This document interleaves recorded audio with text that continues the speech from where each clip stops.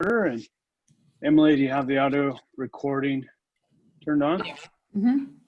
All right, let's go with roll call. First, Ken Ennerton. Here. Nikki Schultz. Nikki. Here. Nancy. Here. Corky. Here. All right, we're all present and accounted for. Is there any public testimony? No. Hearing no one speak up, particularly Emily.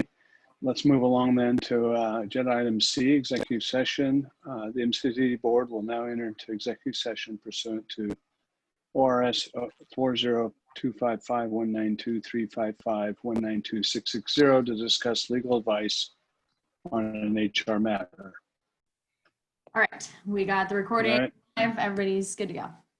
Thank you. So we're out of executive session back into regular session, and we'll move along to agenda item D, capital improvement program update. Bill, you're up. Good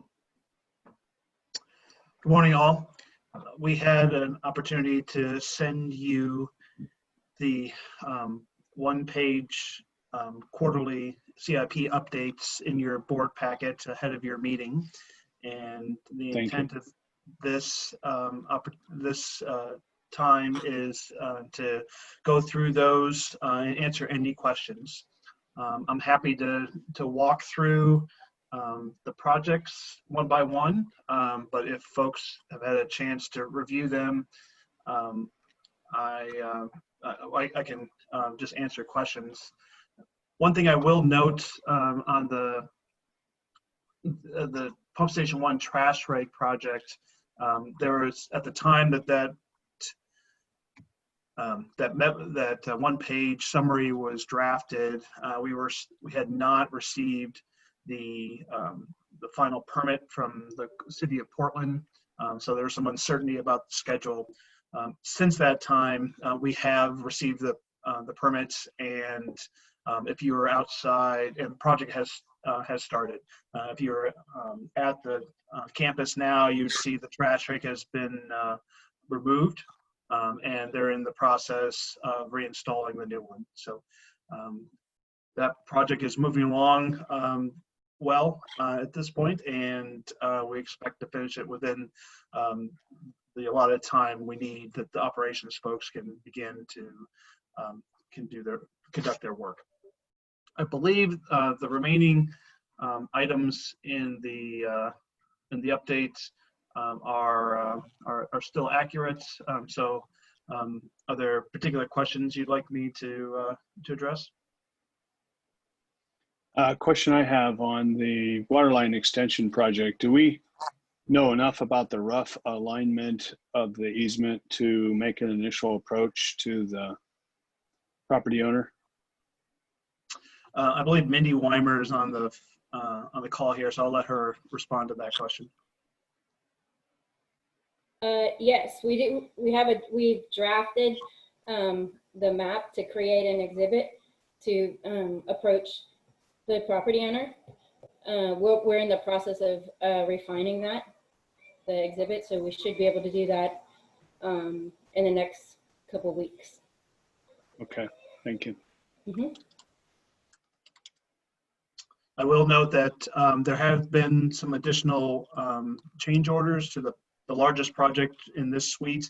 That's the Pump Station 1 pump replacements project. But those change orders are very, very small. And so we still have a fair amount of contingency left. And the project team is confident we'll still be able to finish under budget and on time. Well, I appreciate getting these updates, and I'm delighted to see they're on time and on budget. Thank you. Yep. You're welcome.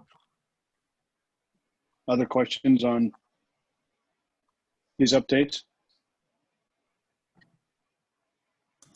Yeah, I would just like to echo that. Thanks, Bill, for providing these updates. It's helpful to understand, given the pandemic going on, understanding that they're still tracking and they're still on budget. So appreciate it. Yep, no problem. It's I did not put together these updates this time around and moving forward. So I appreciate the time that Randy, Mindy, Liz, Amber, and others have put these together. And quite honestly, this is an addition to your agenda because Peggy's been on board, so she's been encouraging that. So I'm glad they're useful, and we'll continue to do so until you suggest differently. Yeah, normally if we just see the trash rate getting installed, it's nice to know, at least on paper, that it actually has happened. And that's what's important. It's on paper. We'll go out and take a couple videos if you need. That'd be handy. Yeah, we'd like a virtual tour of the trash rake. Yoo-hoo. All right. Well, thank you, Bill. You're welcome. Let's move on to item E, equity policy. And Karen, you're going to lead this discussion. Yeah, I'm actually going to hand it over to Peggy to get started on this. And I just want to say how pleased I am to be able to introduce this, the MCDD Diversity, Equity, and Inclusion Policy for board approval today. This represents a almost a three-year effort in appreciation for Reed Wagner identifying the importance and the board's support of this effort at the beginning. This requires a real internal cultural and operational shift that doesn't happen overnight. But the board has been extremely supportive regarding funding, staff time, etc. I want to thank Karen Carillo for leading this effort. And I also want to thank the insight and guidance of the steering committee, which includes Corky and Nancy. They've been instrumental. I think Corky's been here since the inception of this project and this effort. And Nancy has been very supportive and pushing and raising the bar as we've moved forward. I also want to thank the staff. There's been a concerted effort within the organization, and a lot of it requires some internal evaluation of their positions and their roles and their own biases. But I want to mention Kevin Severson, Colin, Rohan, Tracy Almeida, Evan Mitchell, Carrie Senneman, McKenna Bell, Emily Stump, and Randy Lyons for this. This is critically important foundational work for this organization, not only now, but moving forward. And I want to, what is being presented today, I think focuses on the future, not focus on past behavior, but focuses on our future moving forward. It captures a lot of internal work, and it focuses on the external work and partnerships that we need to focus on moving forward. I just want to say this is, I'm going to say it again, this is important at any time. It is more critical in this unsettling period of injustices that are being exposed and openly discussed and raised at all levels of organizations, communities, and the nation. I just want to add one little thing at the end. This is very personal to me as well. I have a personal connection to this effort as my daughter, I said this before, but I'll say it again, my daughter is Native Chinese. And having these efforts going on across the nation makes it easier for her to make her way in the world, especially when we hear comments of quote unquote Chinese flu and other issues. We are in those statements making it clear that there are people that are responsible for the world we live in. So I just wanted to start that off, and I will now turn it over to, I will turn it back over to Karen. Thank you, Peggy. And just echoing everything Peggy's mentioned, I do know that both Corky and Nancy have some words that they'd like to share. So I'll hand it over to Corky.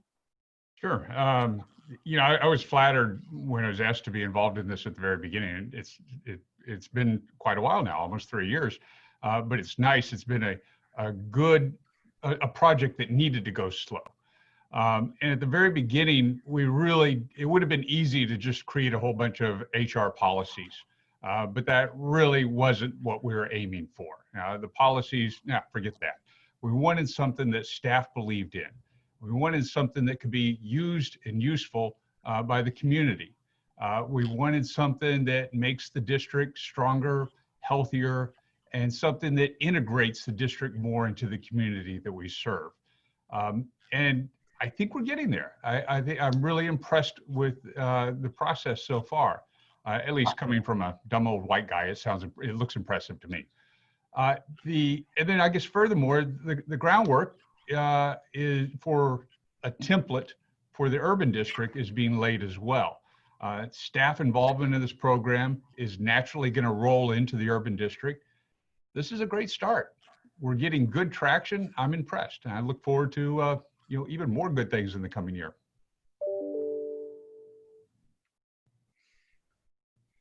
Okay, and Nancy. Sure. Yeah, I've been privileged to be on this subcommittee as well, and I think it's really excellent work. The policy creates a foundation for the district to be bold, and I think as board members and as management and staff, like at every level, that our nation is actually behind us right now because everyone is focused on this issue. And I think we can take advantage of that and really be bold. I want to share just a few things at the city that have been very eye-opening to me. We've been getting emails from the mayor about dismantling racism and addressing it and serving our community. And also in the Bureau, it's just a part of the whole city, we've been giving 3 priorities for the year. One of them is to keep doing our operational work. That's a priority, which is different because capital has been a priority previously. But that makes room for another priority, which is dismantling structural and organizational racism. To see that in black and white I was amazed to see it that clearly. And it means that we have questions that we're asking, and we're a data, like MCDD, we're a data-driven organization. And it's, well, here's the problem we have to address it here. Here's the worst flow. Here's the worst overflow. Here's the worst capacity problems. But we are bringing into that question, how does this affect marginalized communities? How does it, and look in terms of the whole context, how they've been, what the history of the treatment has, or the ignoring, or what the history has been, and how do we address it going forward? And I think that I wanted to bring that as an example. And I know this organization will do its own work, but to really do a culture change is a big lift. And I'm so glad that we have made this policy is going to be a big step towards that, but I think it's like a first step. Thank you, Nancy, Corky, and Peggotty. And before I hand it over to Emily to open it up for questions or comments, I also wanted to acknowledge Nikki's support at the beginning. She was also served on the original committee when we were having those discussions. And, this definitely takes a community that is committed and resilient. And so everybody has had a way in shaping this foundational work. So with that, I'll hand it over to you, Emily. Sure. And so I'll go ahead and pull up the resolution that you all receive in your packet. And then I don't know if there's any other questions or comments, or whenever you're ready, you could go ahead and start with a motion. I'd like to make a couple comments. First, thanks to Corky, Nancy, and Nikki for serving on the committee. Secondly, I'm fully in support of what we're adapting here, and I'm glad that we're as far along on this as we are. A couple questions. One is whether or not there exists out there in the world some sort of an objective status or scorecard. It occurs to me that these goals are somewhat subjective, somewhat aspirational, and over time, is there a way for us to measure how we're doing against some sort of benchmark? Karen, do you want to answer that, or I will? I can start and let you add on to that. So Emily, I wonder if it's appropriate for me to just share my screen for a moment, or I think the short answer is that following the adoption of this policy, the district will be working on its equity framework and its equity action plan. And that action plan is going to include a program that is specific to measuring and evaluation, so we can track progress and we can be accountable both to the decisions or goals we set for ourselves internally and also for the community. So in this spring/summer of 2021, part of this policy includes the development of an equity action plan, and that is going to include metrics so we can measure progress towards those aspirational goals. Peggy, would you like to add anything? I could not have said it better, because that was one of my, we've had those discussions of making sure that it's one thing to put this out in a general sense. It's another is how do we hold ourselves accountable, and how do we not only hold accountable, but what is working and what is not working, so we can make the appropriate adjustments moving forward. Yeah, that's good. Thank you. Resolution 4 is direct staff to report to the board at least annually. I'm wondering whether we might I'll give staff some guidance now on maybe when we want to see the first of these reports. My sense is that I'd like to see this before a year lapses. Yeah. Maybe it's 4, 5, 6, 7 months. Certainly enough time to have made some progress. What staff recommend for an interim report? I would like to be able to provide, I would like for Karen and the team to be able to provide I would like to see quarterly. Sometimes it depends on just how crazy our board schedules get and intense. But the thought is that we would be able to come in and give a quarterly update on what the status is, how we're doing, etc. Yeah, I was going to mention, and Mike, you took some of the questions I had was, the port's now in the middle of, we went through this process a couple of years ago and we're implementing. It's helpful to have a schedule as you go through this journey of, you're going to operationalize the plan and create the plan, but it'd be good to periodically to check in on where are you at in that process.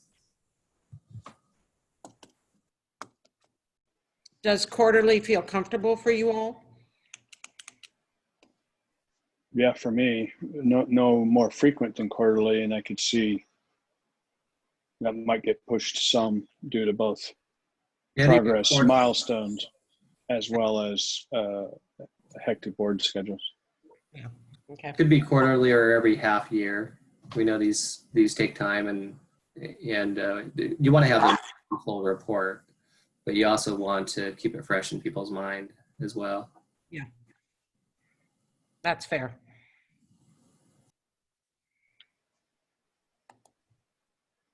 Other questions or discussion? I'd entertain a motion to adopt this resolution.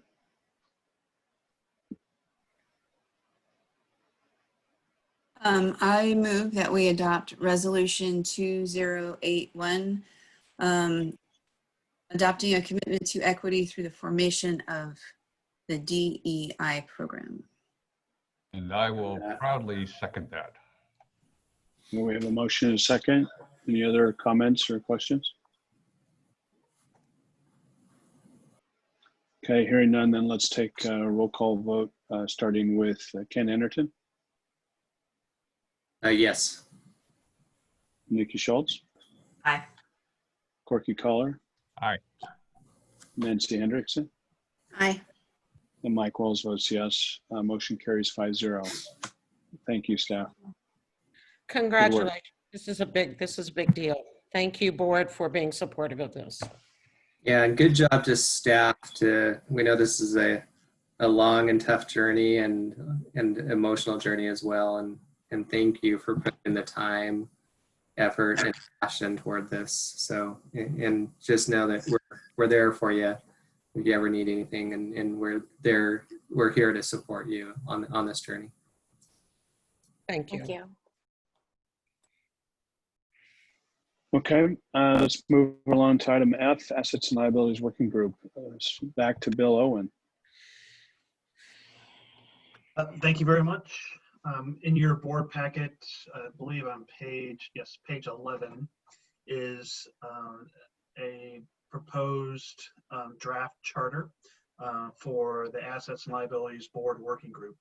Recall back, we've had some conversations over the last several months about the assets and liabilities effort we're going to go through this coming year. And at your June format meeting, your board and the other 3 boards agreed that a board working group would be appropriate to help support staff as they walk through that work and develop presentations for the full boards. So staff felt that it may be of value to have a charter for that working group, subcommittee, if you will. That's made up of 4 individuals represented from each of the 4 special districts. And the item in your board packet represents a complete draft of that charter. The intent here is to provide that information to you and get some initial feedback from the full board to understand what that working group should focus its efforts on, its responsibilities and authorities. So I'll quickly walk through that document and call out the highlights. The mission and the purpose of the board has text that is from PowerPoint slides you've seen in past meetings. We thought it was important to identify or just make clear what authorities this working group has. You noted in here, it's primarily to provide feedback from staff that will help review draft deliverables and preliminary presentations that staff has put together for the full boards. And so they can help adjust and refine those presentations to target appropriate information for the full boards to consider. Staff has an idea of what things are important and maybe not as much to emphasize, but it's good to have a group like this to as a sounding board and provide some additional direction on those presentations and draft deliverables.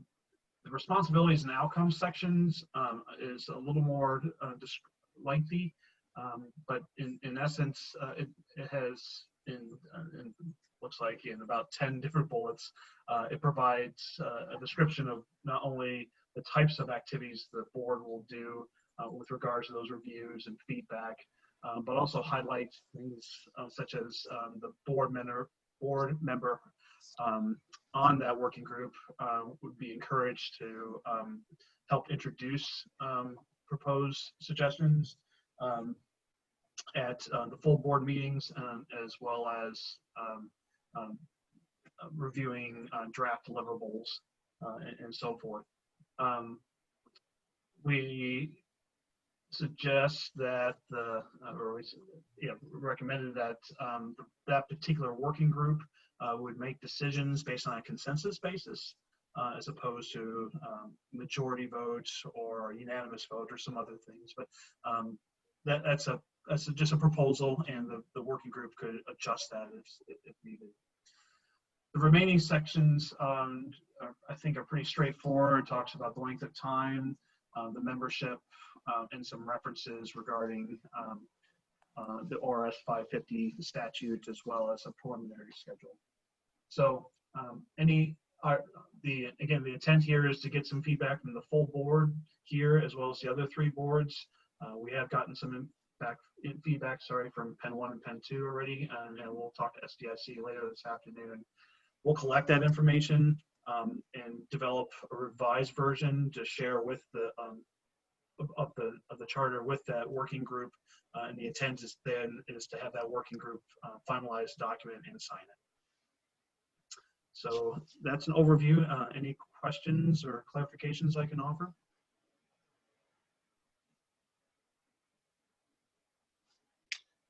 I have a couple questions, Bill. Thanks for your presentation. Let me say first, I think having this structure will be helpful for the group. Question, is there a budget on what this group might be responsible for spending, particularly as it relates perhaps to bringing on consultants for input? Sure. There is a budget that your board and the other 4 boards approved at their June format meeting. Collectively, it's $75,000, and that accounts for not only consultant time but also staff time. That's for MCDD's portion. The staff time is accounted for in a different part of your budget, but the staff time for the other 3 districts is charged directly to that $75,000. So the point is, the total consultant budget is going to be less than that amount by 10K or so. We haven't gone through that exercise, but what we can and will do is make sure that the draft scopes and the contracts for the contractor or contractors will be reviewed by that group. Okay. That was a long-winded response. Sorry to that. Well, that's good. It's rich with information. I appreciate it. I think it'd be good to add a short section to this document, this charter, that acknowledges what those amounts are and perhaps from what sources, just so it's on the record and front of mind for the working group. Second question I have is, one of the bullets here is update board members of this work from time to time. Is there thought on how or if to incorporate the new district in this process of determining the assets and liabilities? And part of the reason I asked that question is it's actually this new district that's going to act on the results of this information. And so to have some sort of a feedback loop with them as this is put together might be beneficial. I would respond a couple ways. I'm sorry, Bill, I didn't mean to interrupt. No, please do. Is we are aware of this too. We are, one of the things we are starting that conversation and exercise with a new district on Monday. And I anticipate that there is going to be a desire to bring forward the efforts that are being done. We are fortunate to have Corky on that board.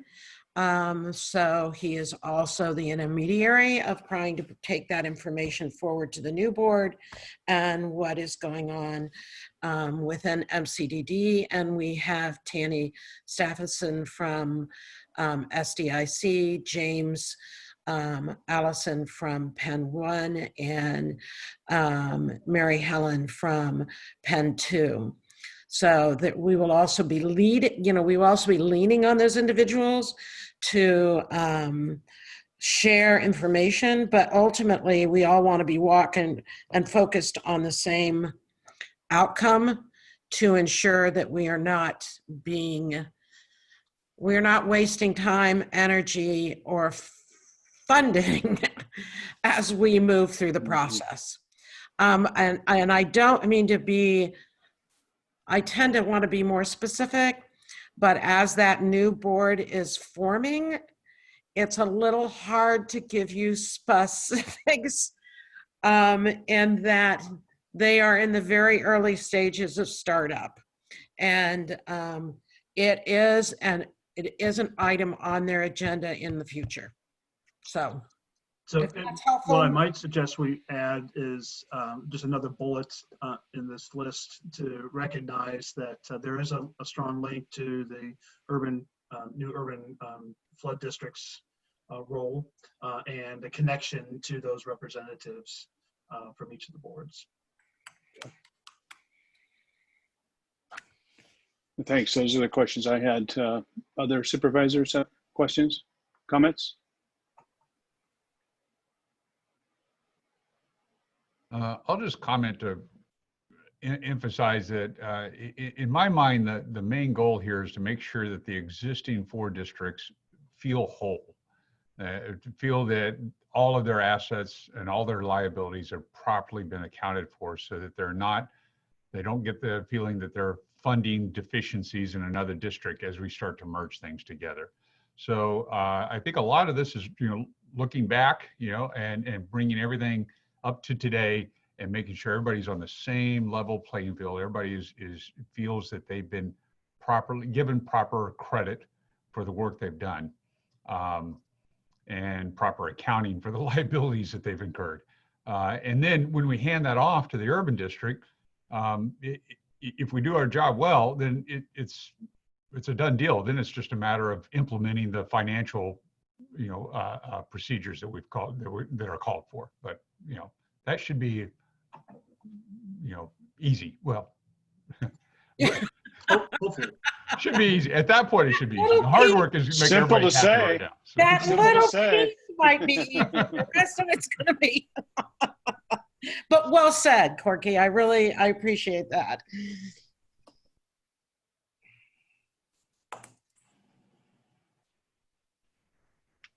Okay, I don't think you're looking for a vote on this, right? Just input as we've given you. That's correct. So really, that's the opportunity for today is for input from the full board to provide, to adjust this charter so that working group can finalize and sign. So you've achieved that goal. Thank you very much. We've met your expectations. Good. Okay, let's move on to G, Development Review Program Update. Bill's still on. It's the Bill show now. Yeah. So let me effortlessly open up a different file here. Think positive. Yeah, right. Won't be quite as effortlessly. Emily, can you give me permission to share my screen, please?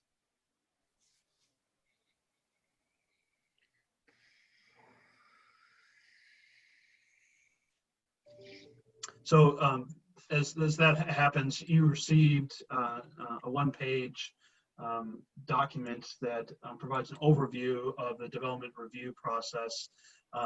Recall that in April of 2018, you went through a process to approve what the current version of this development review program is. And that was the result of nearly 2 years of work from both staff and another working group of this board and other boards and fellow partners, including Ken at the time, who was not a board member, that came up with the recommendations how staff should conduct its review process. So that was done, and what came up was a tiered approach to do our reviews. There were 3 levels there. Tier 1 was more of a simple review, and that encompassed about 80–85% of the total reviews that go through the process. And there was no fee that was charged. Tier 2 was a more detailed review that allowed staff to dig in and examine the proposal more thoroughly. Are you all able to see this this presentation? Yes, I sir. am, yes. Okay, very good. So that was the tier 2 level. On rare occasions, some projects became more are pretty complex, and it has could have a pretty significant impact on the services the district provides to its landowners, and that would be a tier 3. All reviews start at tier 1 and then escalate up to the other tiers as appropriate. The details for the funding for tier 2 included a base fee of $550 plus a service charge of up to $2,500 on a time and materials basis, and that is billed monthly. Tier 3 also adds more fees up to a maximum or a ceiling that the staff identify, but only bill on a time and materials basis during that process. So recall this program was set up as a cost recovery method. The districts don't profit at all from this, and we certainly don't fully recover the costs of all of the reviews, in part because the tier 1 work has no fees. So what's happened since the start?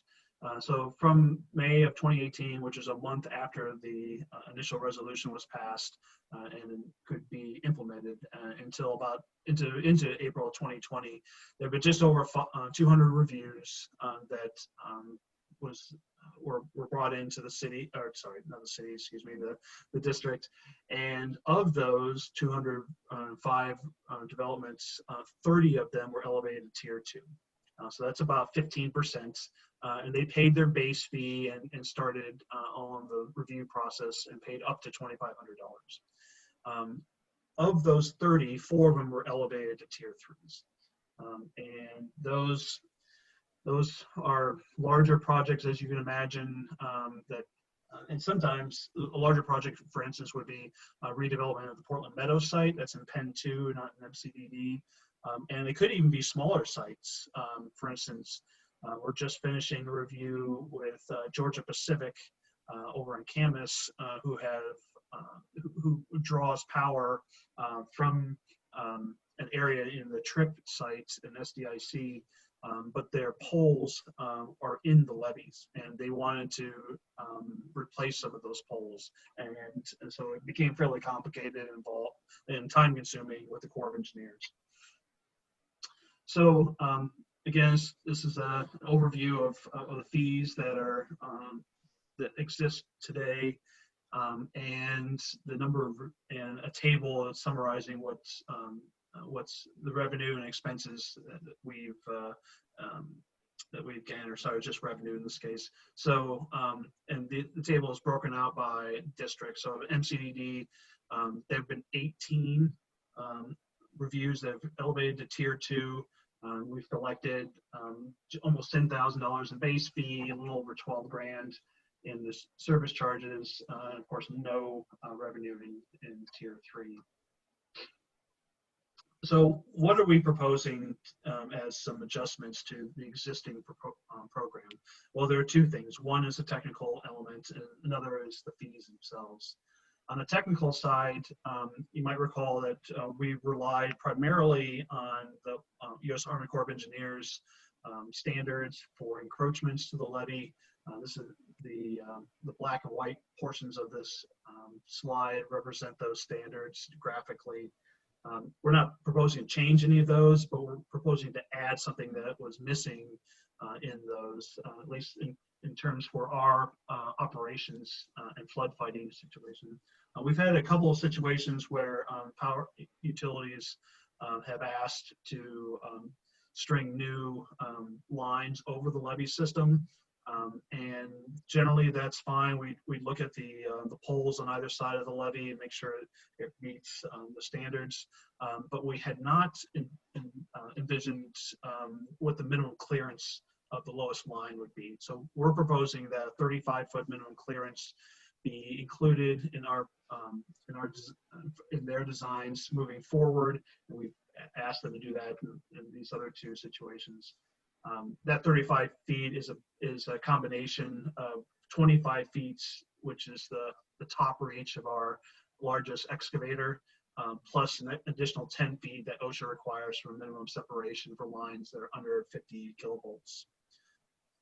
So this is the only adjustment we'd like to propose on the technical side for levees. There are no changes we'd like to propose for the internal drainage side of the system.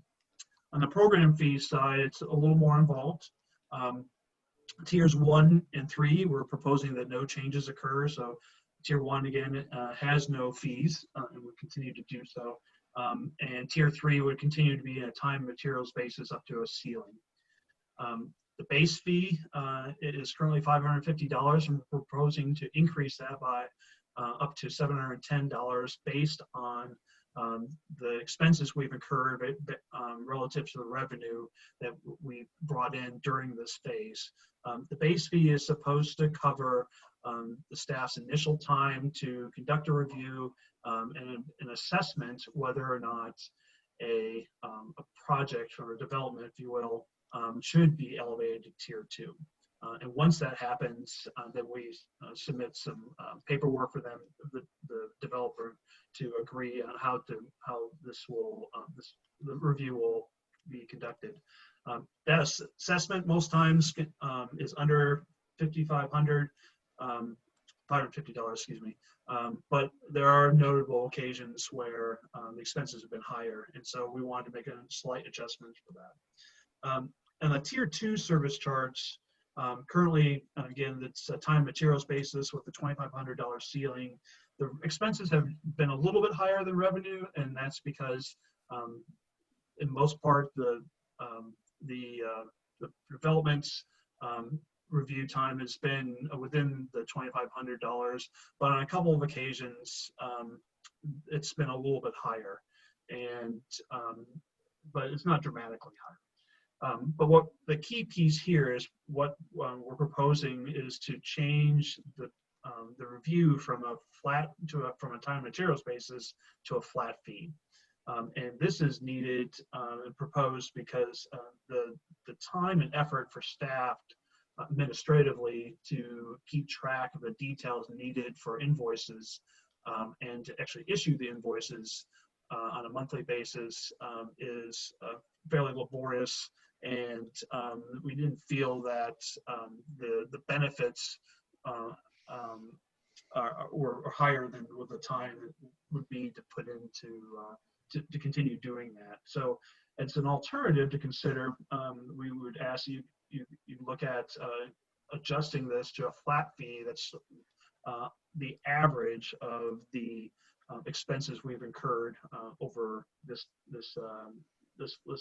period from May 2018 to April 2020. And so when that happens, the tier 2 has been identified, then we would ask for this flat fee, and then we would not invoice them unless it is elevated to tier 3.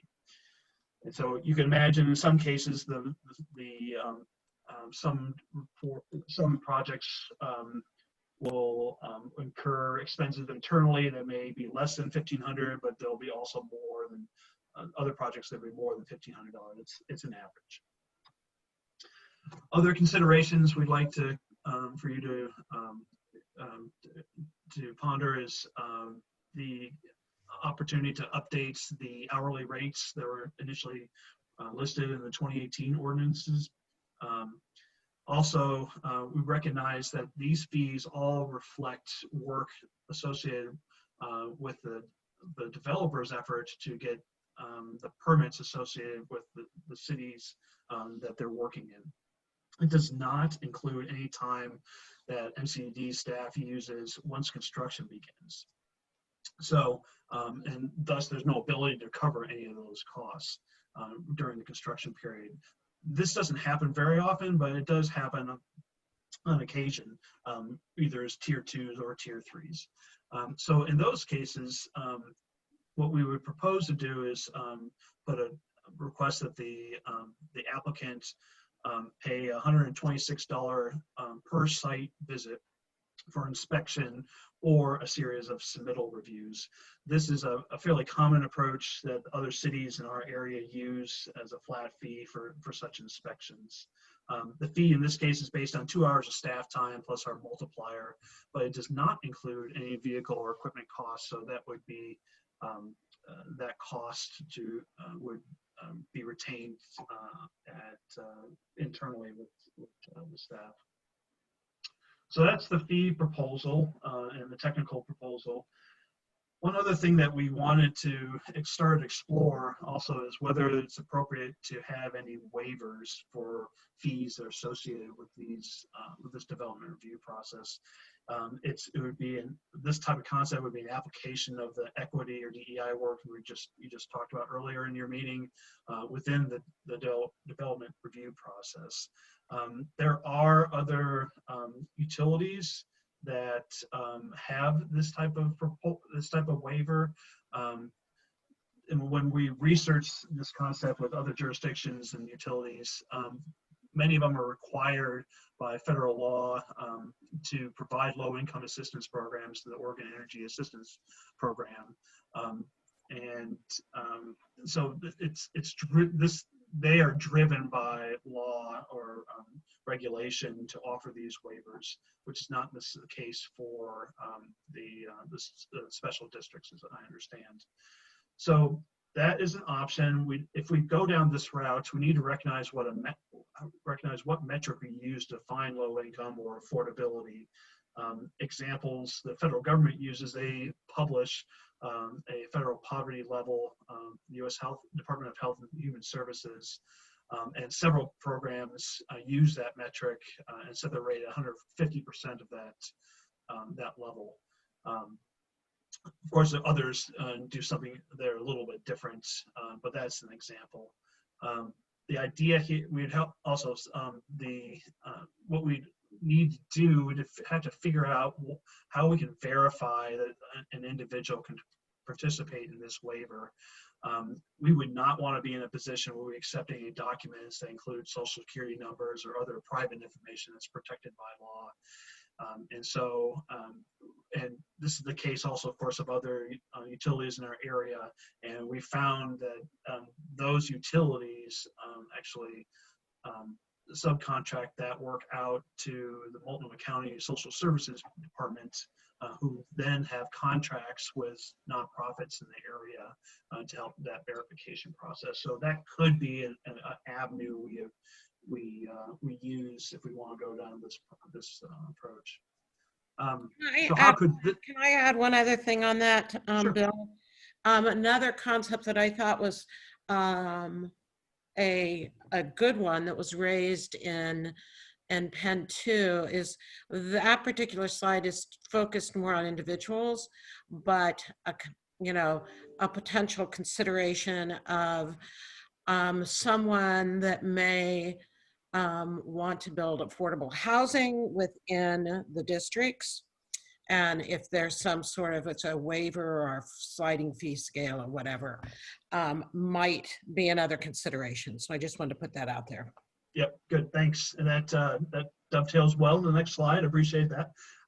So how could this type of fee waiver be implemented? Well, we could have a categorical eligibility option for the low income individuals, at least for low income, and say if you meet these X qualifications that we established, and it can be verified by documentation you provide through maybe another program or the Multnomah County can provide, we can waive all fees as part of this program. Another option could be a fee waiver. We expand the opportunities for waivers, similar to what Peggy just described. Those could be including categories such as DEI related efforts like the affordable housing that Peggy just mentioned. It could also be some other topics that the new urban district statutes has identified, including things of nature like improving environmental health, advancing education for Native American culture, and so forth. So if a project comes up and we feel based on our criteria that the project advances those type of items, we can consider waiving those fees. Finally, so how does this potential fee waiver be funded? One option is to increase the flat fees that are part of the development review program to account for an assumed number of waivers that could be issued annually. Maybe that's 1 or 2, for instance. The other option is just having the general assessments from the individual district where the project is going to be built cover the fees that would have been paid. So those are that's the concept for the fee waiver piece. I wanted to, the last slide here deals with how we've done some outreach and just a reminder of how that was done. Back in 2018, we did a fair amount of outreach to the cities as well as the major developers that use that go through our development review process, explain what's happening. We've issued and printed and distributed a number of pamphlets you see on the left side at the city's permitting office, as well as available online. We did put together the development review handbook, which we give out to developers as needed, that outlines more detail. We do encourage, but not require, that we have a pre-application conference with developers that could either be at MCDD's office or in concert with the that conference that developers normally have with the cities. That gives us an opportunity to provide more details. And finally, we do have a website that we keep up to date about this work. So a lot of information here.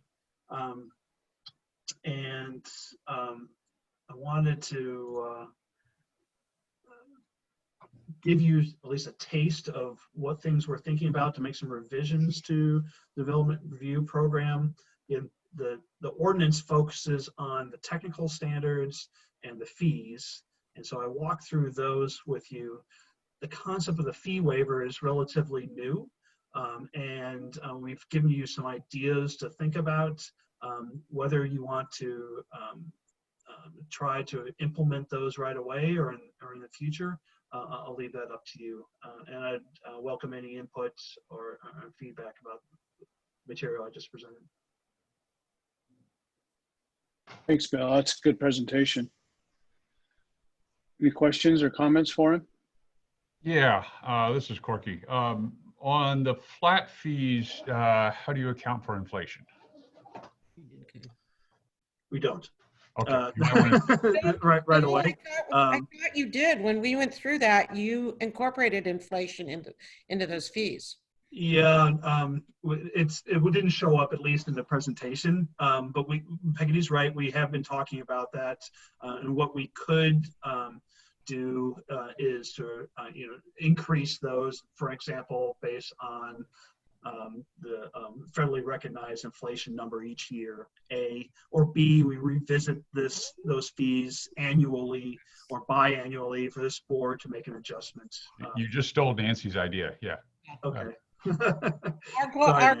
We have discussed the ability of coming back every 2 years, not necessarily coming every year, every 2 years to make adjustments accordingly. And since this is a new program, yeah, it's also an opportunity to we can consider inflation and make sure that we cover it for a 2-year period, and B, we can reevaluate how we're performing.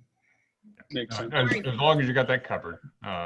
The other question I had or suggestion is on the individual low income waiver. I think I like the idea. The only thing that gives me discomfort is you just draw a line, and when you do that, you end up making one side good and the other side bad. It's like, oh darn, I just missed the line. Now I'm in the bad category. I have to pay this fee. How about you draw a couple of lines? 2 or 3 lines. So phase it in. I know it's slightly more complicated, but and I don't have any particular suggestion. Maybe you waive it at 150% of poverty level, and then up to 250%, you waive 50% of the fee. You know, whatever you want to come up with, but something that doesn't make people feel annoyed by the fact that they're just barely missed that cutoff. Yeah, so. I appreciate that thought.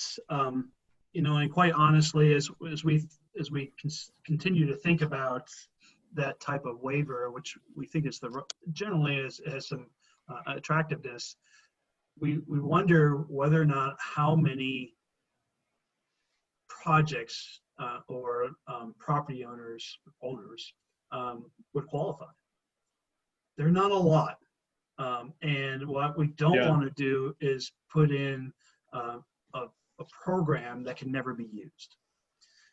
And so this is partly why we started thinking about expanding the criteria into other options, including DEI related, environmental health, and other pieces that I mentioned.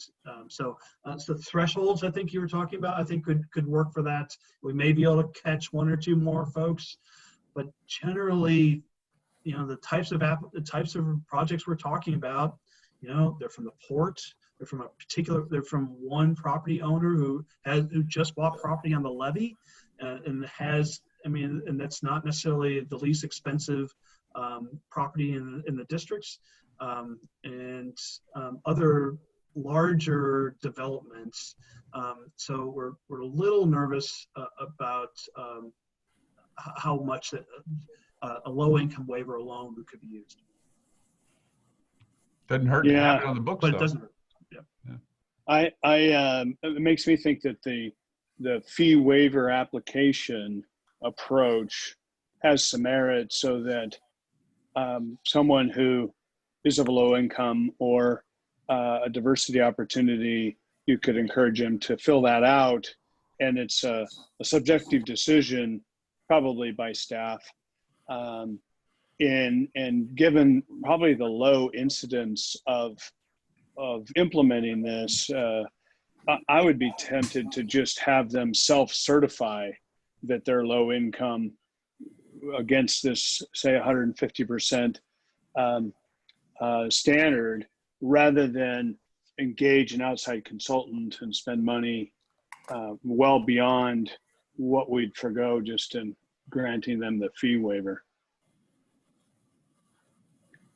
I think that's a good point. You might get somebody cheating on that once every decade or so, you know, and so, yeah. Yeah, I wouldn't spend too much staff time on going through the process. I think the intent is really good, though, and especially centered around, you know, lower income housing. If a project comes about.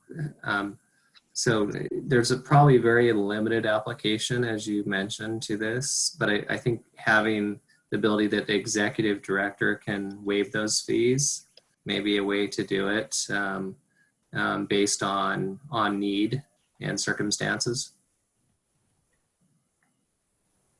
Yeah, this is Hong. I'll just add, I think that's well within the board's discretion to delegate to the executive director. I think if this is the path forward, that we'll need to define what those criteria are. That's being delegated down to the ED. Yeah, I just want, I always want to be extremely cautious once we have the parameters of which to work from. And once we've decided, we will probably bring those back to the board, but then we can work. Fee waivers make me nervous, not because I don't believe in them, but we need to be pretty clear, because I can hear one person saying, well, they got a waiver. As long as they meet the criteria that we've clearly defined, I'm fine. And it's clear from the beginning, so. I also like to say that clarification, I'm in full support of having this waiver. I am concerned that we don't put clear instructions on it that, you know, 5 years from now, 10 years from now, when they don't remember what this discussion was about, that the waiver could be misused. Yes. So that would be my concern. Yeah. I think the changes you proposed, Bill, are healthy. The tier 2 being a fixed amount is really good for the applicant too, because then they know and they can budget. It's not open-ended, and reduces your staff time. I think your 35-foot clearance for power lines is a good change. Thank you for thinking this through well.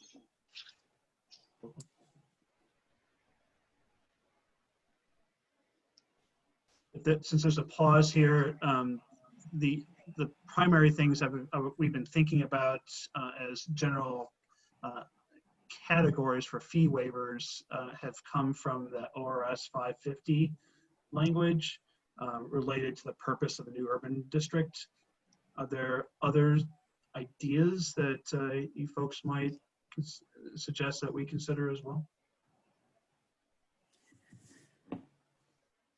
I think affordable housing isn't mentioned specifically in the legislation, but it definitely is a DEI or an equity issue, which is mentioned in the legislation. So clarifying, and very broad. So clarifying that with criteria would be important. Yeah, makes sense. But I like the idea of, because if someone's doing a project that would benefit the district, then it would make sense that we would have a waiver. Yeah. And it's a small contribution, but it also shows the public that the district board says while it's small, we're willing to invest in these items above and beyond what else is in the budget. Did you need a decision now, or were you just looking on? No, thank you for saying that. The intent here is to get some input here. Depending on depending on the input from the other boards, the intent is to come back at the September format meeting with a more specific resolution to refine the 2018 version that you approved, and go from there. Yeah.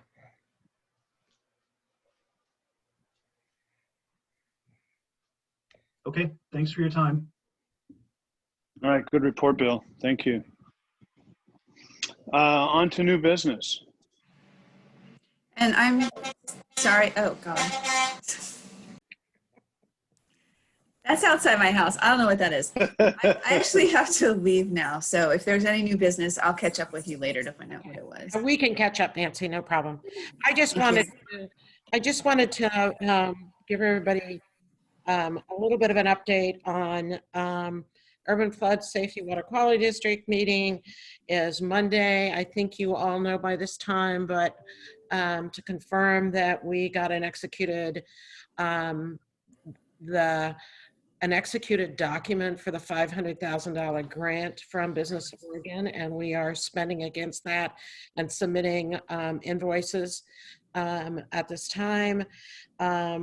The other thing I wanted to bring up is they are starting, Tanny Stephenson is leading up the budget group, and with the grant monies that are now identified and being expended, they are looking at a few other options for funding for this year, but the major focus is going to be on looking forward for next year, FY22, and how to fund this district. So I wanted to let you know there are eyes and ears on that. The other thing I wanted to make really clear is you see that we have a number of format meetings with the Corps over the next couple months. I want to encourage the board to each of those meetings have a specific topic, and I encourage the board, this is your opportunity. They're in executive session. This is not public information, but it's a time for you as board members to ask questions, push concepts, raise concerns, and have discussions openly with the Corps. Because there'll be an expectation. It's anticipated that they will be coming up with their next draft in October or November, and we're not going to have much time to review it. And it's not, they're not taking public comment at that time. Here's a chance with these executive sessions to potentially push the core in a couple different directions as local sponsors. And there'll be an expectation in February that we'll be signing a letter if the board's determined that they want to move forward with this project, an expectation of a letter of support in February. So I just want to encourage you to ask the questions, push the issues. This is the chance to do it behind closed doors. If that's being requested, is there any way to get a heads up on like a summary of what they're going to be talking about prior to? Yeah, the materials actually, More? yeah. It's coming out. I think it's either going to be today or tomorrow or something. We'll be sending out what they'll be covering. And we'll prep everybody at that meeting to make sure that we're going to encourage this again. So thank you. And does your cat have any comments on this whole?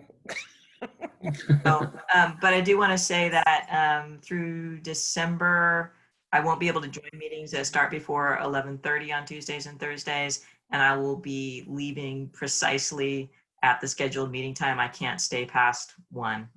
So just a heads up on that. Thank you. Exactly. I have to drop off to take a call, but good seeing everyone, and I appreciate your update. Yeah, and I need to drop off as well. I think the only other new business item is that we're getting a retreat scheduled. Oh, thank you. And that's really more of an opportunity for a deep dive on some topic matters. And I think one of those is succession for me as I roll off the board next spring. Also assessments. And as that, thank you. I just had a brain jam, Mike. As a result of that, you'll be hearing from Pam Raquel at Braveheart Consulting, because then in preparation for that planning process, she will be leading that effort, and we'll want to talk to each of the board members prior to it, in advance of the actual planning meeting. So just wanted to give you a heads up. Thank you, Mike. Sorry.